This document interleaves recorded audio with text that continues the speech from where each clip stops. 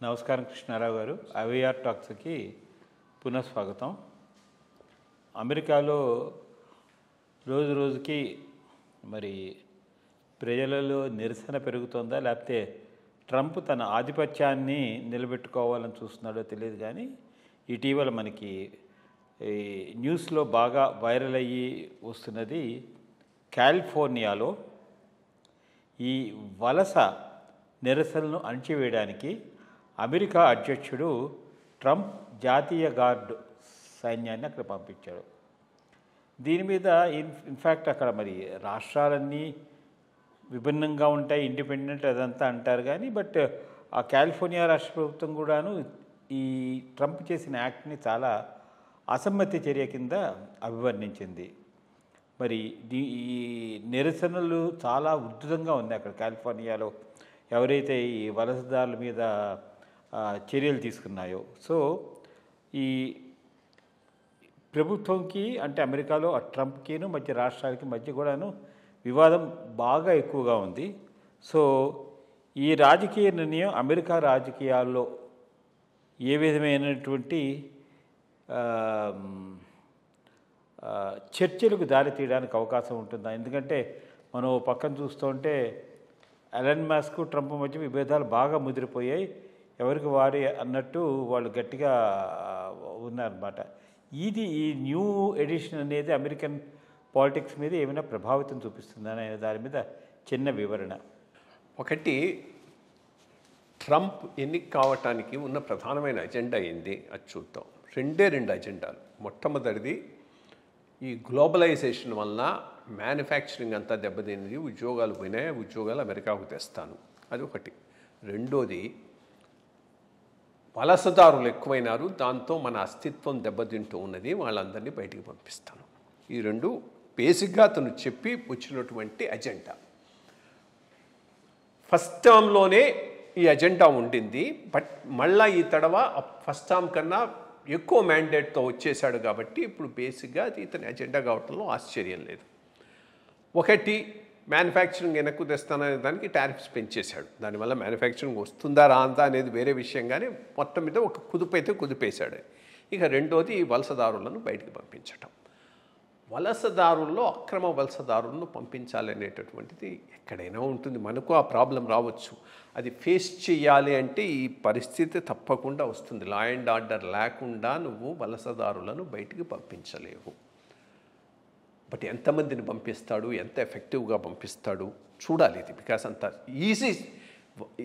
పెద్ద సంఖ్యలో వలసదారులు వచ్చేసినప్పుడు వాళ్ళను బయటికి పంపించటం అనేటటువంటిది సాధారణమైన విషయం కాదు.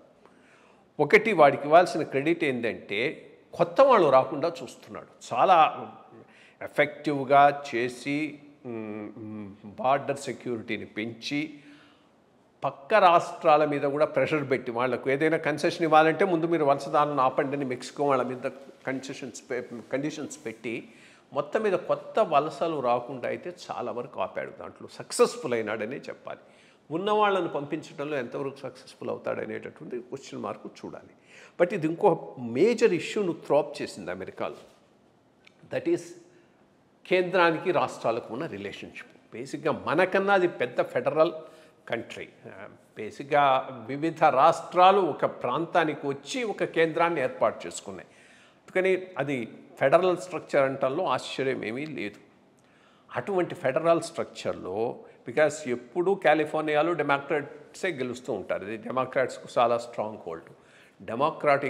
డెమోక్రాట్ గవర్నర్ ఉన్నప్పుడు వాడి కన్సెంట్ లేకుండా నేషనల్ గార్డ్ను ప్రెసిడెంట్ అక్కడికి పంపించగలడా? మరి కాన్స్టిట్యూషన్ ఏం చెప్తుందో మనకు అంత క్లారిటీ లేదు. నేను ఎక్కడో చదివింది, నేషనల్ గార్డ్ డిప్లాయ్మెంటు గవర్నర్ అడగొచ్చు, ప్రెసిడెంట్ కూడా డిప్లాయ్ చేయొచ్చు అని చదివాను ఎక్కడో చోట. బట్ దీని మీద వాడు కోర్టులో కేసేస్తున్నాడు. బికాజ్ సుప్రీంకోర్టును అట్లాగే థియరీ ఆఫ్ సపరేషన్ ఆఫ్ పవర్స్లో అట్లాగే వచ్చింది. Congress, Supreme Court, president, executive, legislature, judiciary మధ్య చెక్స్ అండ్ బ్యాలెన్సెస్ ఉండేటట్టుగానే వాళ్ళు మన కాన్స్టిట్యూషన్ ఏర్పాటు చేసుకున్నారు. కాబట్టి క్రూషల్లో సుప్రీంకోర్టు కూడా ఉంది దీంట్లో. సో సుప్రీంకోర్టు ఏమి తీర్పు చెప్తుంది?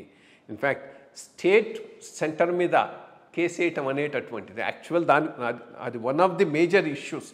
2 రాష్ట్రాల మధ్య వచ్చేటటువంటి ప్రాబ్లమ్స్ను సార్ట్అవుట్ చేయటం, కేంద్రానికి రాష్ట్రానికి వచ్చే ప్రాబ్లమ్స్ను సార్ట్అవుట్ చేయటం కూడా మెయిన్ అజెండా సుప్రీంకోర్టు. కాబట్టి చూడాలి ఇది ఎట్టుకుపోతుందని. బట్ ఇది మనకు ఒక పెద్ద వార్నింగ్ అంటే నేను అనేది చెయ్యాలి ఇండియా కూడా. పెద్ద దీంట్లో చాయిస్ ఏమీ లేదు. విపరీతంగా బంగ్లాదేశ్ నుంచి వలసదారులు వచ్చి డెమోగ్రఫిక్ ప్రొఫైలే, జనాభా నిష్పత్తిని పశ్చిమ బెంగాల్లోనూ అస్సాంలోనూ మార్చేస్తున్నారు, విపరీతంగా వచ్చేస్తున్నారు. మరి వాళ్ళందరినీ మనం ఇక్కడ ఉంచుకునేటటువంటి పరిస్థితి లేదు. సిఏఏ ద్వారా, సిటిజన్షిప్ అమెండ్మెంట్ యాక్ట్ ద్వారా అక్కడ పర్సిక్యూట్ అయ్యేటటువంటి మైనారిటీస్కు సిటిజన్షిప్ ఇస్తూ ఉన్నారు. అది అర్థం ఉంది. వాళ్ళు హిందూసు, క్రిస్టియన్సు, బుద్ధిస్ట్, అక్కడ మెజారిటీగా ఉన్న ముస్లిమ్స్, వాళ్ళని ఇక్కడ మనం తీసుకోవాల్సిన అవసరం ఏమున్నది? వీళ్ళని తప్పకుండా పంపించాలి. ఇది పెద్ద ఇష్యూ. బట్ దీనిని ట్యాకిల్ చేసేటటువంటి స్ట్రాంగ్ మ్యాండేట్ అయితే ఈ సెంట్రల్ గవర్నమెంట్కి లేదు. ఇప్పుడు ట్రంప్ అడ్వాంటేజ్ ఏంటంటే సెకండ్ టైం వచ్చిన మ్యాండేట్ మ్యాసివ్ మ్యాండేట్. ఆ మ్యాండేట్ ఈ 2 పాయింట్ల మీదే వచ్చింది. మనకు సెకండ్ లెగ్లో మోడీకి అటువంటి మ్యాండేట్ వచ్చింది. అప్పుడు చేసి ఉండాల్సింది, చేయలేకపోయినారు. థర్డ్ లెగ్లో అటువంటి మ్యాండేట్ లేదు. బట్ అయినా అటెంప్ట్ చేయాలి, చేయొచ్చు. చేస్తే ఇదే ప్రాబ్లం వస్తుంది. ఇన్ఫ్యాక్ట్ ఇదే ప్రాబ్లం రాకుండా మనకి ఇక్కడ ఈ లెఫ్ట్ లిబరల్ ఇంటలెక్చువల్స్ అంతా, అదే సోరోస్ బ్యాచ్ అంతా పెద్ద ఇష్యూ చేసేస్తారు దాన్ని. బట్ ఇప్పుడు రైట్ టైం, ఎందుకంటే అమెరికాలో జరుగుతూ ఉంది కాబట్టి ఇది ఒక major issue across the world అనేటటువంటిది ఒకటి గుర్తించబడింది. ఇట్లా ఈ ఇల్లీగల్ ఇమిగ్రేషను, దీనివలన ఆ దేశంలో ఉండే డెమోగ్రఫిక్ ప్రొఫైలే చేంజ్ అయిపోవటం అనేటటువంటిది మేజర్ ఇష్యూ అని.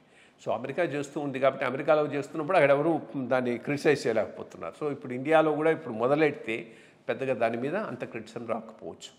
సో ఇది రైట్ టైం, మొదలెట్టి చేస్తేనే బాగుంటుంది. మరి అంత ధైర్యం ఈ ప్రభుత్వానికి నాకు అవుపించడం లేదు. నానుస్తూ ఉన్నారు, 10 ఏళ్ల నుంచి నానుస్తూ ఉన్నారు, ఇంకా నానుస్తూ ఉన్నారు. ఎఫెక్టివ్గా ఏదో కొద్దిగా టోకన్గా అస్సాం చీఫ్ మినిస్టర్ చేస్తున్నాడు, కొంతమందిని పంపిస్తున్నాడు. అఫ్కోర్స్ అది చేయాలన్నా మోర్ ఇంపార్టెంట్లీ పశ్చిమ బెంగాల్లో బీజేపీ గవర్నమెంట్ రావాలి. మమతా గవర్నమెంట్ ఉన్నప్పుడు అది చేయాలనుకున్నా కూడా చేయలేరు. అంటే ఇప్పుడు ఇదే రకంగా అవుతుంది. ఇప్పుడు అక్కడ డెమోక్రాటిక్ గవర్నమెంట్లో వీళ్ళు అట్లీస్ట్ అక్కడ వాళ్ళ అటెంప్ట్ చేయగలరు. ఇక్కడైతే అది ఫుల్ రైటింగ్ అవుతుంది. బికాస్ మమతా రెచ్చగొట్టడంలో ఇంకా అది లిమిట్లెస్ రెచ్చగొట్టడం. సో చూడాలి. బట్ ఇది ఇండియా కూడా చాలా చాలా ఇంపార్టెంట్ ఇష్యూ కింద టేకప్ చేసి ముందుకు తీసుకుపోవాల్సిన అవసరం అయితే ఉన్నది. ఈ వలసల చొరబాటుదారుల్ని నియంత్రించవలసిన ప్రపంచవ్యాప్తంగా మీరు చెప్పినట్టు ఆవశ్యకమైతే ఉంది.